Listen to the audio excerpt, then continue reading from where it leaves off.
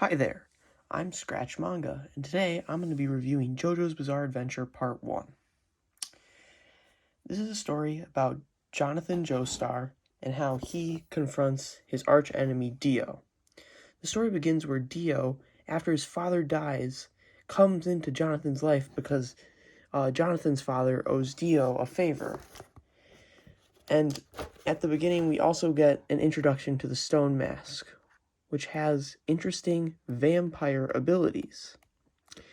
Jonathan and Dio don't know this, but as they grow up, they are rivals. Dio ruins everything about Jonathan's life, and Dio takes his girlfriend's first kiss, he kills his dog, he breaks Jonathan's trust with his father, and altogether they just have, you can see the tensions grow between them. But Jonathan pursues this mask, and he's curious about it, because he doesn't know what the blood that fell on it and caused the reaction meant. In the end, though, Dio realized that this was the fact too, and in a seek for power, he tries to kill off Jonathan's dad using poison.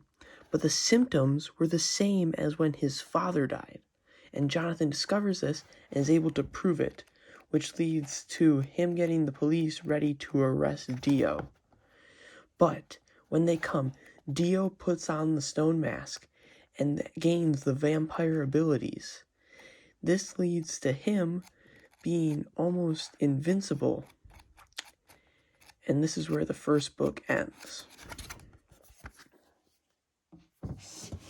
The second book features their fight after this happens, where Jonathan is actually able to stop Dio by getting him stuck on a statue in the middle of their burning house. And he thinks he's won, but Dio manages to survive because a man goes back to the house and Dio is able to reach out and suck his life force out of the crumbling house, as you can see here. After this, Dio is revealed to be alive by Will Antonio Zibelli.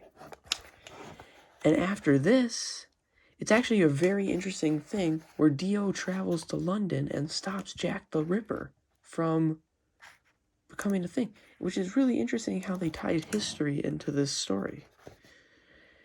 At this point, now Jonathan has encountered Zeppeli, and now Zeppeli has taught him about Hammond.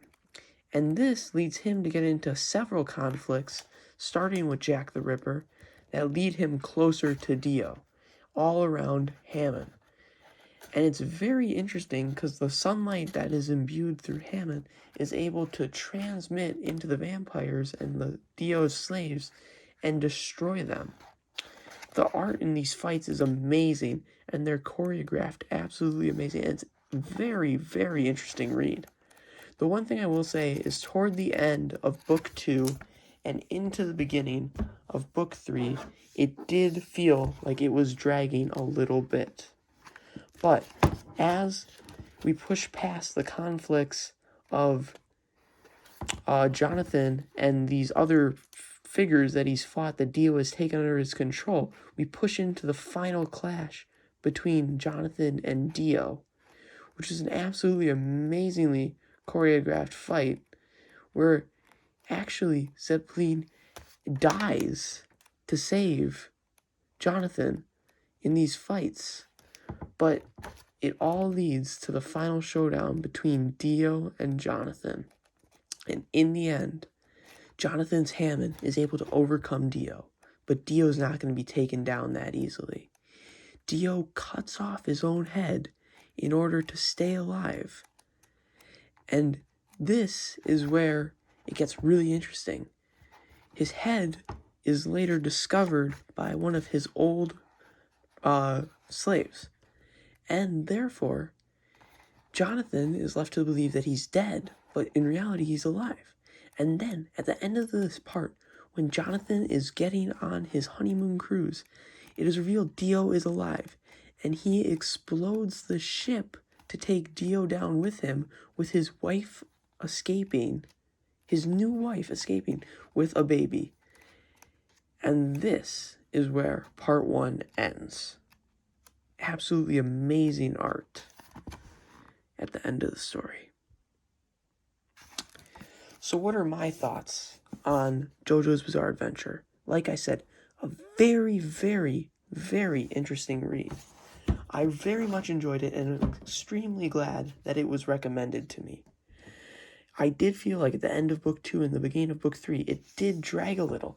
People always say that part 1 is one of the slower parts. So if this is a slow part, I am extremely excited for what is to come with the future of this series.